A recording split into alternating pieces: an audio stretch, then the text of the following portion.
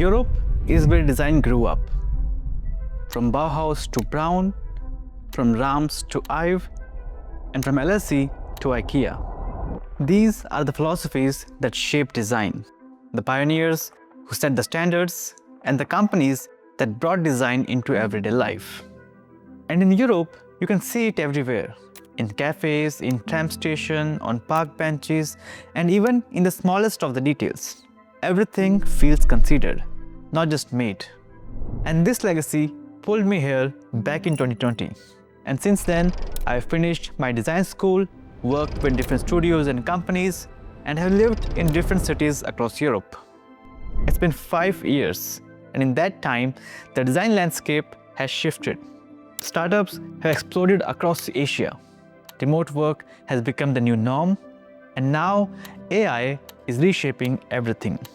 So if you are starting your design career today, is Europe still a better option for you or not? And also, I'll share how my own career has changed since moving here 5 years ago. But before answering all these questions, let's define what does a better design career actually mean.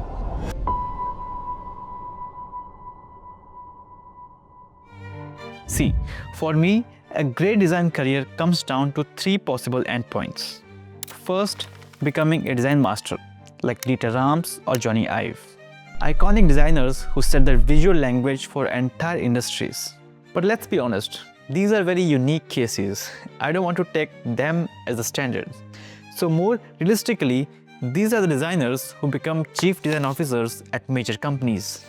And then they have teams of hundreds of people working under their vision. I think that's achievable for a lot of people at a certain age in their career.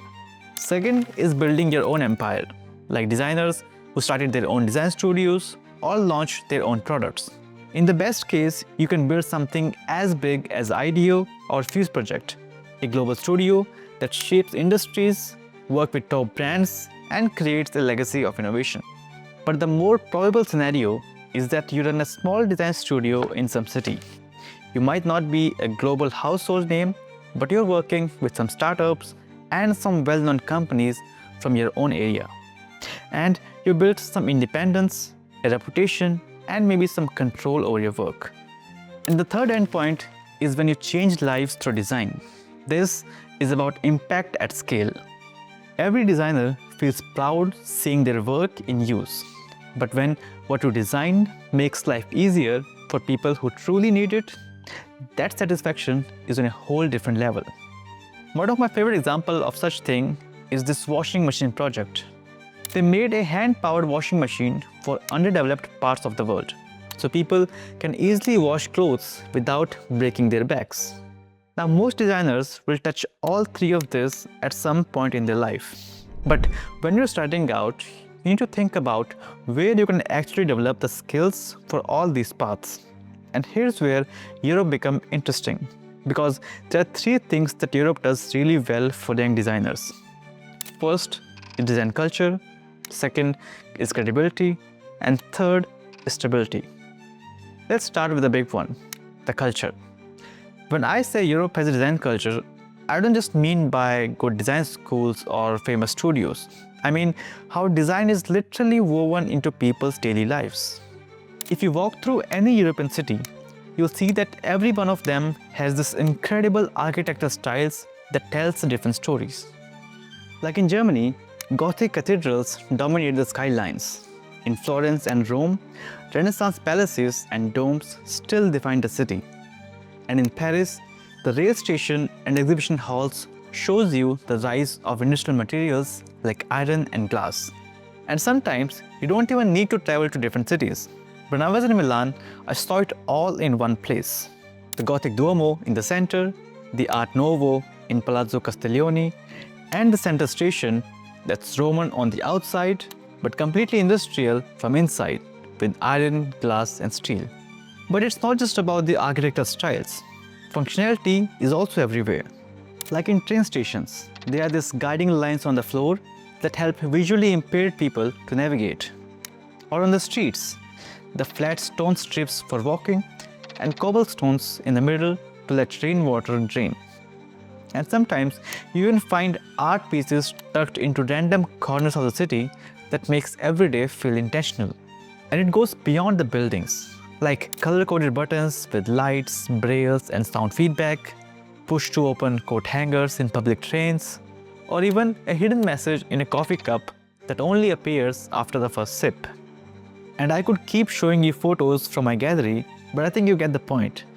But culture isn't just about building or objects, it's people. And in Europe, people actually care about design. It's one of the first things that I noticed after moving here. People are willing to pay more for something which is well designed, even if it does the same job as the cheaper one. And they don't just consume design, they engage with it. When Milan Design Week happens, the whole city fills with people. And not just Milan, Amsterdam, London, Copenhagen, and almost every major European city has its own design week or expo. There is also a culture of craftsmanship. People respect the time and skill it takes to make something well. So as a designer here, you don't need to explain why design matters. People already get it. And all of this matters more than you might think when you're starting out. Because you have people who respect design, so you have better sales, you have clients who respect design, so you have better projects, and you have employers who cares about design, so you have better jobs. And all of these people, plus the environment, boost your creativity and push you to make great things. For me, when I'm designing or engineering something, I don't invent solution out of thin air. Most of the time, it's something I already discussed or seen somewhere. A clever hinge on a train, a smart layout in a cafe, or a small detail from some design expo. Being surrounded by this environment constantly feeds your brain. It builds like a library of references, and then you can draw from it. And over time, this changes how you think and how you design. The second thing that Europe gives you is credibility. And this is not just about having a fancy degree on your wall. When you say to someone that you studied at RCA, worked at a studio in Milan, or designed products for a French brand, people immediately take you seriously. There's a weight that comes with a European background in design. Schools like Politecnico di Milano, companies like Brown, or even smaller studios in Amsterdam, they all carry a reputation for high standards. And that reputation travels with you wherever you go. Like whenever I tell a potential client from Asia or Middle East that I studied and worked in Europe, there's this immediate shift in how they see me. It's like an instant stamp of approval. And then I don't have to spend the first half of every conversation proving that I'm serious about my work. They already believe it. And this credibility isn't limited to one niche. Europe is respected across multiple sectors. Automotive in Germany, medical technology in Switzerland, furniture and lifestyle brands in Scandinavia, and fashion and luxury in France and Italy. So whatever sector you enter, the work you do here carries weight globally. And even the projects in your portfolio benefits from it. When you show that you work for a European client or studio, people know that there was a process behind it. They know that you had to meet the kind of standards that European companies are known for. But of course, credibility alone won't build your career. You still need the skills, the portfolio, and the consistency to back it up. But in those crucial early years, when you're just trying to get your foot in the door, credibility can open opportunities faster than almost anything else. The third thing that Europe gives you is something that I value the most: a balanced work culture. And for creative work, it's not a luxury, it's a necessity. Here, there's an understanding that creativity can't be forced on a timeline. Ideas need time, and designers and engineers need space to think. When your mind isn't always under pressure, you see problems more clearly, notice details that others miss, and you take risks that leads to better solutions. And I felt this myself. Having more control over my schedule and healthier work hours gave me the space to explore more creative outlets, like making these videos or studying how people engage with design. And these explorations eventually feed back into my work and helps me to make better products. And if you learn these habits early, they stick with you. And later, when you lead a team or run your own design studio, you don't just manage your own creativity better, you create an environment where others can thrive too. But of course, it's not all upsides. There are some real downsides to building your design career in Europe. The first one is lack of tech and future-focused industries. If you are into AI, big tech, or cutting-edge software, most of that is happening in the US or Asia. Europe has this incredible design heritage, but it doesn't lead when it comes to future technologies. And as a designer or engineer, you sometimes feel like you're missing out on that energy. The second is pace. Yes, it's true that people here value work-life balance, and that's great.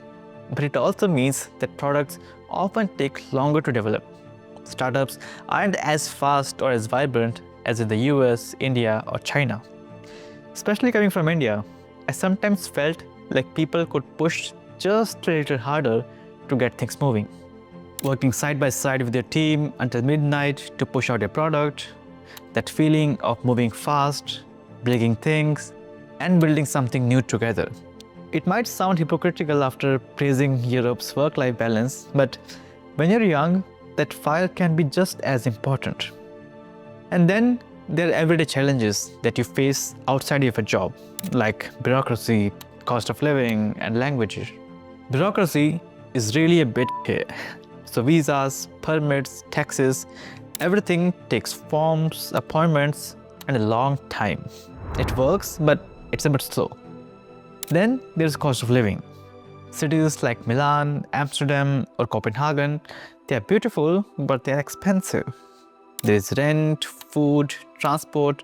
It eats up a big chunk of your salary, especially when you're just starting out, because you don't get paid a lot. And then there's language. Yes, a lot of people speak English, but not everywhere.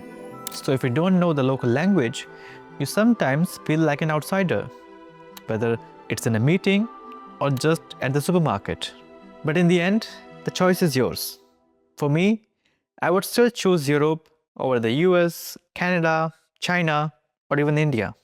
Because in the last 5 years, my life has changed a lot. When I landed in Milan from India as a design student, I had no idea what was ahead. During my master's in design school at Polyme, I didn't just learn design processes. I learned how design thinking became a second nature.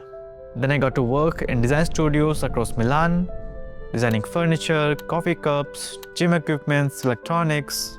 And then, after 3 years there, I moved to Bremen in Germany to join Plan Blue, a startup who make maps of oceans. And suddenly, I was designing a camera system that dove deep into the Mediterranean, scanning the ocean floor along the Italian coastline. And then somewhere along the way, I started this YouTube channel. Not because I had to, but because Europe gave me the time and the energy to follow my passion.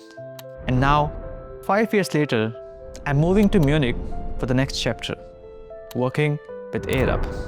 Yes, it's the same company behind those trendy water bottles that some people call gimmicky. And maybe together with them, I can make drinking water less boring.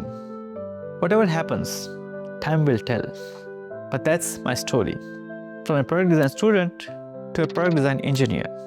And for me, Europe is still the better option. It gave me the foundation, the credibility, and the balance I needed. Is it the best for you? That's for you to decide. Thanks for watching. I'll see you in the next one. Bye.